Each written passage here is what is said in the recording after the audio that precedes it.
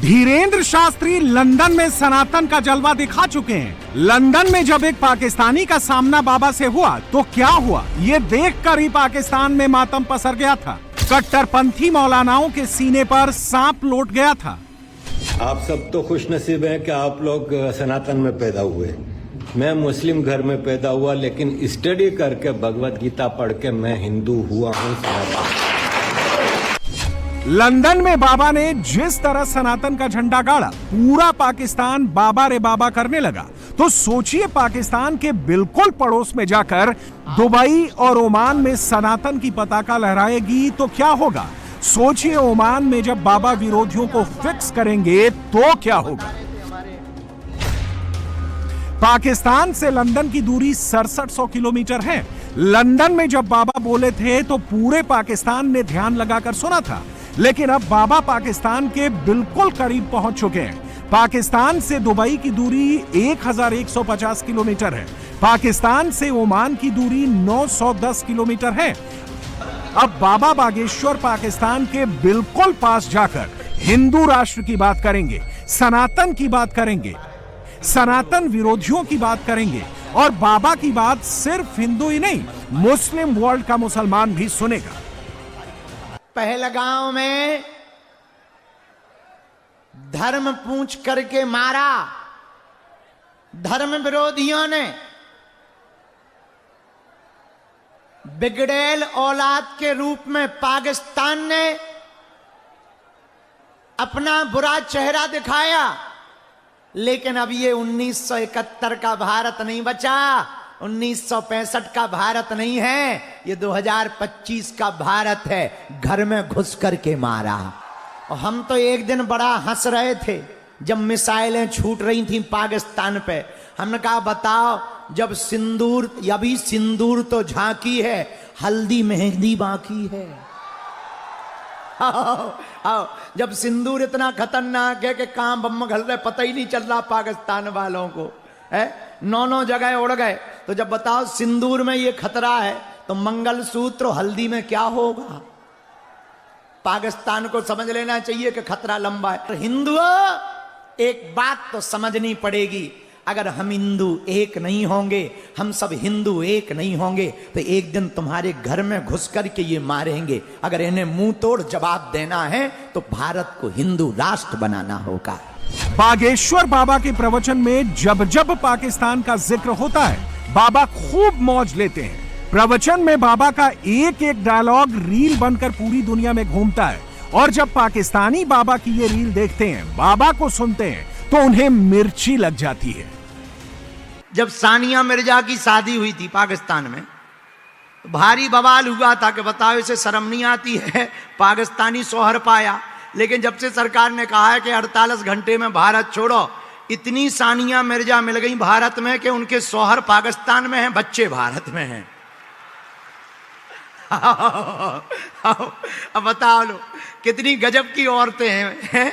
80,000 औरतें ऐसी मिली भारत में जिनको खसम पाकिस्तान में है, पर जो है राशन भारत को खा रही हैं। धन्य पाकिस्तान वालों, हम समझ गए। बताओ तो अच्छा, पाकिस्तान वाले भी शौहर वो खसम है जो कितने खतरनाक है, लुगाई भारत में छोड़े हैं। अच्छा बताओ, हमें बड़ी हंसी आई रात भर। हम कहे जिन लोगों से लुगाई नहीं संभल रही वो देश क्या खाक संभालेंगे। हिंदुओं, जब तक हम हैं, जो हो रहा है बहुत बुरा हो रहा है, लेकिन हम प्रण लेकर बैठे हैं, जब तक भारत हिंदू राष्ट्र नहीं बन जाएगा तब तक हम चुप नहीं बैठेंगे।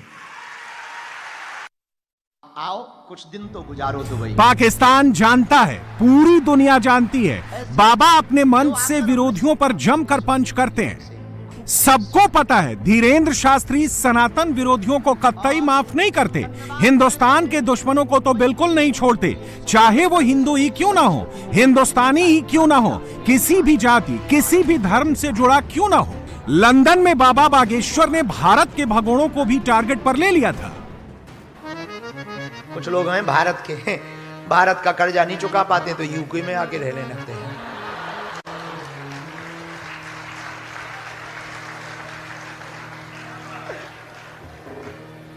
हम जाएंगे ही नहीं भारत।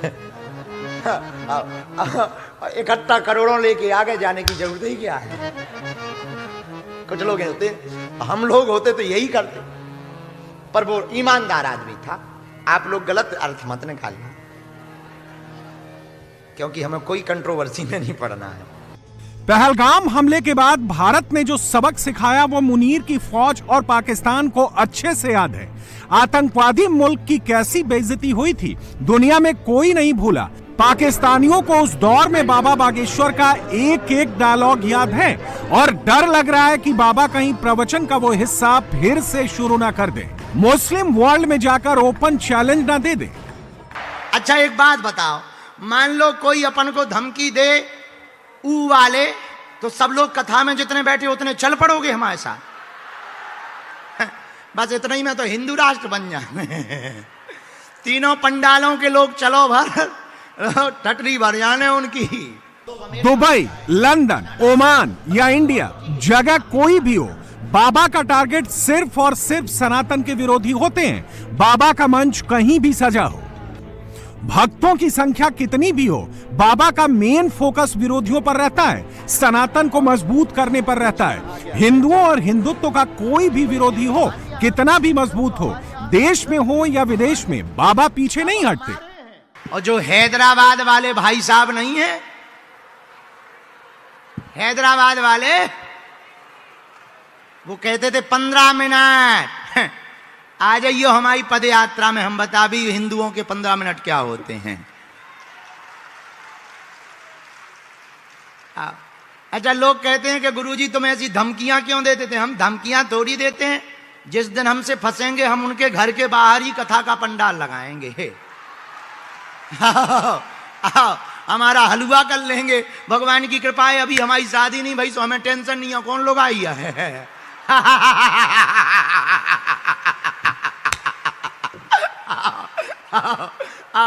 बाबा वैरागी आदमी हमारा करेंगे क्या, लेकिन जब तक जिएंगे हम खुजली से उनकी बरकरार रखेंगे।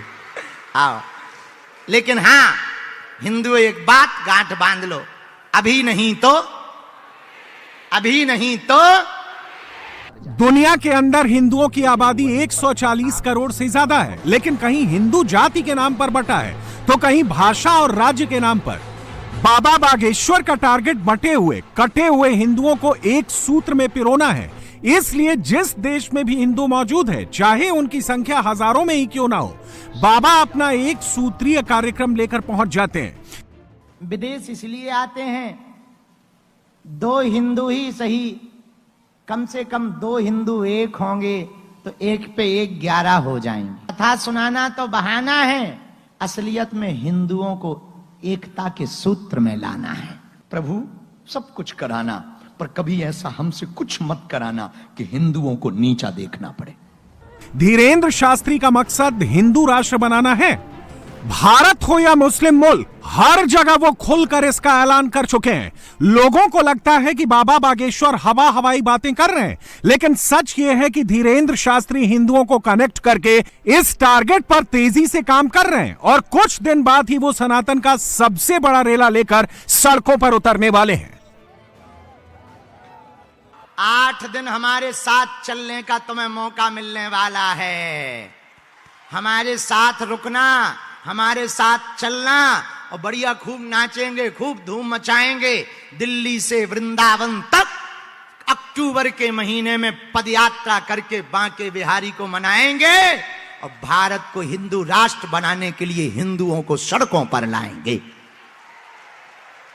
कश्मीरी पंडितों जैसा हाल नहीं देखना, बांग्लादेश जैसा हाल नहीं देखना, पहलगांव जैसा हाल नहीं देखना, मुर्शिदाबाद जैसा अगर तुम्हें हाल नहीं देखना अपनी दिल्ली में, तो एक उपाय है, जात पात भेदभाव के ऊपर उठकर, क्षेत्रवाद के ऊपर उठकर कट्टर हिंदू बनो।